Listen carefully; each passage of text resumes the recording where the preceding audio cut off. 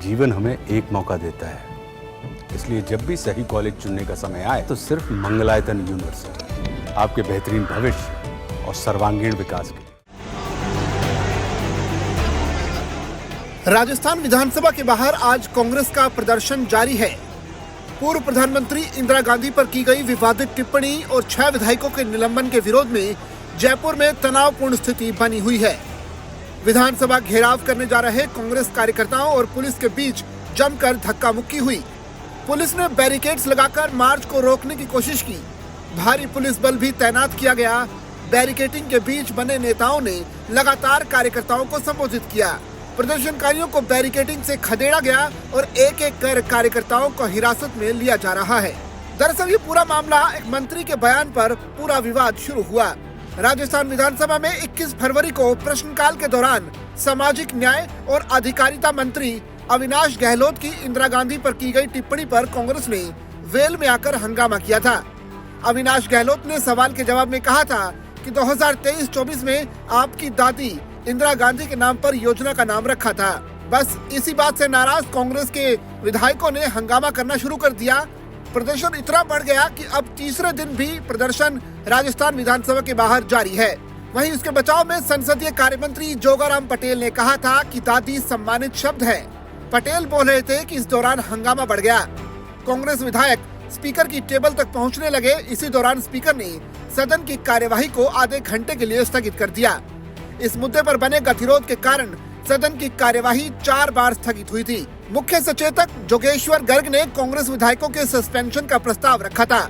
Speaker Vasudev Devnani ने गोविंद सिंह डोटासरा, उप नेता प्रतिपक्ष रामकेश मीणा, अमीन कागजी, जाकिर हुसैन गैसावत, हाकम अली खान और संजय कुमार को बजट सत्र में बची हुई अवधि के लिए निलंबित कर दिया। वहीं विधानसभा में कांग्रेस विधायकों का धरना चौथे दिन यानी सोमवार को भी जारी है।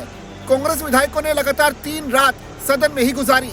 सरकार की तरफ से सुलह के प्रयास अब तक विफल रहे हैं। सरकार ऐसे तानाशाही करे, ऐसा होता नहीं है। आप विपक्ष को बोलने ही नहीं दो, आपके मंत्री खुद चला के गतिरोध पैदा करें और उसके बाद आप सुलह भी नहीं करना चाहें। लगातार आप देख रहे हो 3 दिनों से हम लोग विधानसभा के अंदर रह रहे हैं, वहीं सो रहे हैं और इनको जरा सा भी ये नहीं है कि भाई ये भी माननीय सदस्य हैं और इनके भी यहाँ पे अधिकार हैं, इनकी भी यहाँ पे बात होनी चाहिए। उन बातों पे तो कोई ध्यान ही नहीं है।